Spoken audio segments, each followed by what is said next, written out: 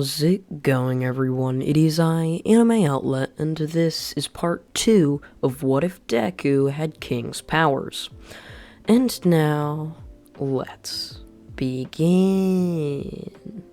So that's the number one hero's son, whispers would say, erupting around Class 1A, as they would all be staring on towards Izuku, who was merely just staring out of a window, minding his own business. They would all be talking about how he looked so thin, just like in all the pictures. He looked nothing like his father, All Might. He basically looked like the complete opposite. All Might had yellow hair, while Izuku had more dark brownish hair. And All Might was insanely muscular, and then you have Izuku, who looks like he's insanely skinny and just all bones. So as Izuku sitting there, Aizawa would walk into the room, telling the class to quiet down. Alright, class, today we're going to be doing a test to see if all of you have the potential to even be in this class. He would say towards them, and basically just giving them a look that said, you better not screw this up. All of them would go put their PE uniforms on, as they would then meet Aizawa out just in the courtyard, where they would end up just seeing a numerous amount of tests set up for all of them. Izuku would be given a ball, saying that he scored the highest number of points out of everyone on the hero exam, and that he needs to throw it. Izuku would grab the ball before chucking it in the air, as his pillow that was tucked nicely under his arm would then turn into chestful, as it would then go right towards the ball, basically stabbing it right through itself. As it would stab itself right through, the ball would continue going just hundreds of yards away before Izuku would take Chastful out, as the ball would continue its momentum, landing a mere 300 yards away. Aizawa would look down shocked at just the tracker before laughing. I expected nothing less from you, Izuku. Next up, Bakugo Katsuki. Bakugo would step up, grabbing the ball out of Aizawa's hand. Aizawa look at Bakugo. Bakugo would wind back his hand, launching the ball up into the air. As this ball would end up launching its way through, it would end up only going around 1,000 meters or so. As Bakugo would end up stomping on the ground, just wondering how the hell did Izuku throw it so damn far, and yet he didn't throw it nearly as much, only around 1/3 of Izuku. He's stronger than him, surely. These tests would continue, with Izuku continuing to completely just outright destroy Bakugo on all of them, easily passing through it. As we now cutting forward a couple days, Izuku basically being solidified as the strongest kid in the class, even though he looks nothing like it. If you were to look in a random person, they would think it would probably be one of the stronger looking kids, or someone like Bakugo. Nothing like Izuku, they probably would choose him as one of the weakest. So with that, we end up seeing Izuku basically just walking into class, stretching out one day, as he heard from his father that he was going to be their new hero teacher. As Izuku sat there in his seat, he would basically just be staring towards the door before he would end up hearing loud stomping from down the halls. He would smirk to himself before just shaking his head. You never really knew how to make a silent entrance, did you, Dad? Izuku would say, opening back his eyes and staring towards the door, as it would then bust open with All Might standing there in the doorway, shining with all his glory and might. All of the students would stare on towards All Might, all of them jumping out of their seats, smiling. Whoa, is that All Might? Many of them would say, kind of just shocked seeing the number one hero standing there in their presence. As all of them would standing there, Izuku would end up just being told that they all now had hero costumes, and they were going to put them on. Izuku would basically, just for simplicity, would have a hero costume similar to that of what King would wear in Seven Deadly Sins. So that's just basically, for simplicity, that's basically just going to be his hero costume. just as a huge coincidence. So, with that, we end up seeing Izuku and all of his classmates walk down to the lunkrooms, putting their hero costumes on, and then walking out to where they were going to be doing the Heroes vs. Villains test. As all of them would walk out, they would all basically be staring at each other, just looking at all of their hero costumes, as we end up seeing All Might walking once again, explaining the Heroes vs. Villains before creating the teams. Alright, the first team's going to be Izumi and Izuku.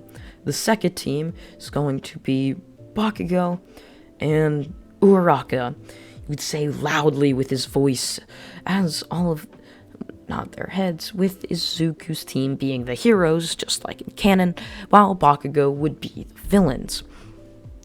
As Bakugo would have his two most hated people from his middle school on the other team, he would be ready to smash someone's face into the ground. Cracking his knuckles, he would glare on towards both Izuku and Izumi before walking into the building to hide the device.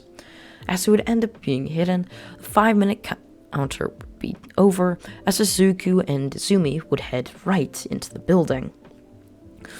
Once they were inside, they would all look around, basically just wondering where Bakugo and Uraraka happened to be. Bakugo, being Bakugo, would yell for Floaty, or whatever his nickname for Uraraka to be, to stay behind and protect the device, while he went out and would destroy both Izuku and Izumi. Uraraka would say, "Are you sure? I've seen both of their quirks, and they're both extremely strong. Not to mention you'd be facing off against All Might's son." "Shut up about that," Bakugo would quickly fire back, having enough of hearing about All Might's son this and All Might's son that. It was like he was in the shadow of another person, and he didn't like that at all. While Izuku was in the shadow of All Might, Bakugo was in the shadow of Izuku constantly. As this would be happening, Bakugo would continue to turn corners with his arm flailed out, ready to throw an explosion. As this would be happening, all of a sudden, Izuku, sensing Bakugo, would immediately pull back his Umi by the hood on her hero costume. "Stop. What do you mean?" she would stutter out, saying, kind of confused what Izuku was doing. Behind that corner, Bakugo's around 5 steps away. Izumi would look towards Izuku, kind of confused, before all of a sudden Bakugo would come out of nowhere, his arm flailing, about to throw a massive explosion. That's right when Chastaful would turn into just a massive guardian, this sort of greenish-looking teddy bear thing, blocking right in front of Bakugo. So Bakugo would towards it, throwing explosion after explosion, but nothing would happen, as the air was completely almost resistant to any fire, as it had so much water in it that fire really didn't do anything to it. And so, as he was doing this over and over again, the bear with its 4 arms would grab onto all of Bakugo's limbs, subduing Bakugo, not allowing him to even move. As Bakugo would continue to struggle, Izuku would walk up straight in front of him. "Well, Bakugo, it appears your fieriness has gotten you caught once again," would say, pointing out his fingers right towards Bakugo, pointing right into his eyes, pushing down into it, causing Bakugo to start flailing even more in pain, when all of a sudden Izuku would end up punching him across the face, knocking him out. I can't believe someone like that, with that type of attitude, managed to get into such a prestigious school like this. It's quite shocking, don't you think, Izumi? Izuku would look towards her with a questioning gaze, which she would quickly nod. With the power of both Izumi and Izuku, they would both rush in, easily capturing the device, as Uraraka was no match for the two. However, Izumi would end up breaking her arm in the process, still not able to fully control One for All. With Izumi going off to recover girl, Izuku would watch intently on towards just the rest of the matches, looking on towards Todoroki, as Izuku saw Todoroki as the person that was closest to him, the person that was the closest to being just tied with him in power, and he wasn't about to have something like that happen. So Izuku would watch him looking for any weaknesses within his form, which Izuku would notice right away. Todoroki, although strong, would only use his ice quirk, never using his fire, which Izuku would sort of laugh to himself, as he was basically immune to his fire, but wasn't quite sure about the ice thing. He had never basically trained with anyone with an ice quirk, as they are extremely rare. As all of the fighting would end, Izuku would walk to Recovery Girl's office, checking in up on his teammate Sumi before leaving back to his house. Once Izuku would make it back, All Might would end up making it back there just a couple hours after Izuku. Izuku would be sitting there, basically just eating some dinner that he had cooked up, as All Might would end up walking up to him. So, how was my teaching? He would say, rubbing the back of his head, kind of just wondering. It was alright. Definitely couldn't need some improvements. You're still a rookie at it, Izuku would say, pointing his fork right towards All Might. So All Might would sort of awkwardly laugh, before Izuku would go right back to eating. As the next day would end up coming, as just basically being a hero school, they would instantly have another hero, just a training exercise. And this would be the USJ on the third day of school. As all of them would put their hero costumes on and would get onto a bus, they would all head off towards this massive circular dome-shaped building. Once they would arrive, they would all just marvel at its beauty and how massive it was. Right? So they would all enter. Izuku would look around, basically just staring at all of the different zones that were there, basically just wondering if anything bad were to happen. As all of a sudden, Izuku's instincts were right. A purplish portal would accumulate right in the middle of the building, right in front of the fountain. Right as it accumulates, Izuku would stare on towards it before grabbing on to Chastful. As it would turn into a pillow, Izuku would float right up towards the ceiling, getting an aerial view. He would stare on towards all of them as all of the students would look on towards just all of the villains, many of them wondering if they were fake or real, as they were all just so kind of confused, kind of caught off guard by something like this and of this nature. As all of them would stare on, Izuku would see a portal open up right underneath all of his classmates.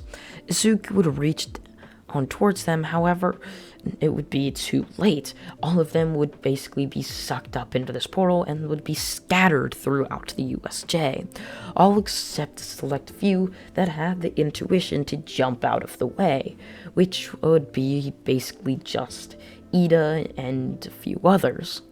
As Izuku would end up going down to Ida, Izuku would go to the door, about to reach it, as Kurogiri would stop right in his tracks. I'm not having you escape now. My master can't have that happen, you see. Izuku would stare towards Kurogiri, who's blocking the exit, immediately looking for any weaknesses. His eyes would catch right on towards the metal, Chastful turning back into its first form before burrowing into the metal, creating a massive gaping hole. Kurogiri would instantly reduce in size, yelling out in pain. Izuku would end up slamming a door open and push Ida out of it. Ida, go to the UA building and tell Nezu about this. You're easily the fastest one here. Got it, Ida would barely manage to say out before rushing off, using his engines to run on towards the USJ. A run towards the UA building. As this happened, when all of this sudden to be punched by a massive purple bird monster, causing him to be sent flying down, slamming into the fountain. I can't believe people like you somehow managed to screw up all of my plans. A bluish blue-haired person would say, standing over Izuku, his hand reaching down towards him. However, all of a sudden, Izuku ended up jumping up, chastiful now in his hand. So he would end up throwing it towards them, using his finger, guiding it along, piercing the hand right through the blue-haired boy's hand. He would yell out in pain, holding his hand that now had a massive hole in it. Holding it, he would yell, looking towards Izuku in anger, yelling, what the hell did he do to him?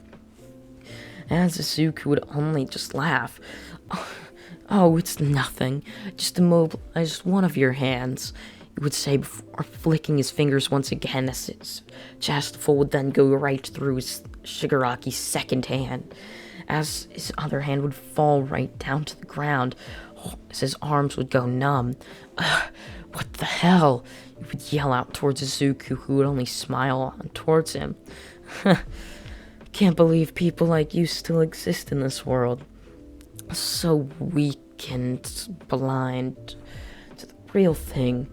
Things aren't gonna always go your way, Izuku would say towards the blue-haired boy as he would rush towards him, just slapping his hands, flailing around aimlessly. However, they would do nothing. Izuku would continue to dodge Shigaraki's attacks with ease, as Shigaraki would end up jumping back, yelling for the Nomu to do something. However, before the Nomu could even do anything, it would end up being blocked by Aizawa, elbowing it right in his head.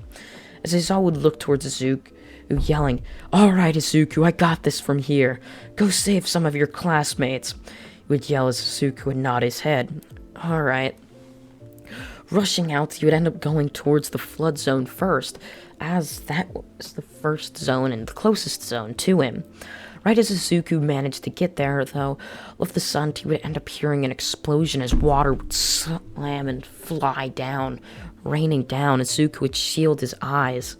What is that? He would mutter to himself. He would look up, so he would end up seeing Izuku carrying Tsuyuasui under her arms, Izumi carrying Tsuyuasui under her arms, as Mineta wouldn't be here, as Izuku would take his place. As this would happen, Izuku would end up seeing all of them fly down, as he would end up catching the two of them, putting them down, saving them from a rough landing. So the two would behind a rock, Izuku would on seeing that Aizawa's fight with the Nomu wasn't getting any better for Aizawa. In fact, it was getting a hell of a lot worse. Aizawa was continuing to get a beat down continuously by the Nomu, as Izuku would end up jumping in, going right behind the Nomu, as he behind him, Chastiful would end up using fossilization, piercing right through the heart of the Nomu, as the Nomu would slowly end up turning into a rock, fossilizing, basically. As the Nomu completely immobilized, all of a sudden the doors would break down, as All Might would be standing there, instantly jumping in, punching the now fossilized Nomu, completely shattering it to oblivion. As all of the rocks would fall down, All Might would reach towards Shigaraki and would end up grabbing him, as Kurogiri, still being weakened by Izuku's hole in his shell, would allow for Shigaraki to be captured and Kurogiri to as well be captured too. With both of them captured, Izuku would end up going around along with All Might to go save the rest of his classmates, basically going as a father-son duo, while the rest of the UA staff would be taking care of just dealing with the Shigaraki and Kurogiri situation, as it was quite hard to subdue both of them, both being quite strong villains. In fact, they weren't just your everyday thugs. As they would be dealing with this, all of the students would end up being saved, as Izuku would end up just being thanked by Izumi along with Aizawa, as if it wasn't for Izuku, Izumi probably would have broken her ankle or leg the fall they were going on, and Aizawa possibly could have died from the Nomu. However, right before any of this could happen, a gooish portal would open up, stopping Kurogiri and Shigaraki from getting into the back of an armored police van. And that is where part 2 of What If Deku Had King's Powers comes to an end. I hope you all did enjoy this video, and if you did, please consider subscribing, as it really does help this channel out, and you can even be notified when the other parts of this series do end up coming out. I hope you all enjoy this video. I thank you all for watching once again, and goodbye.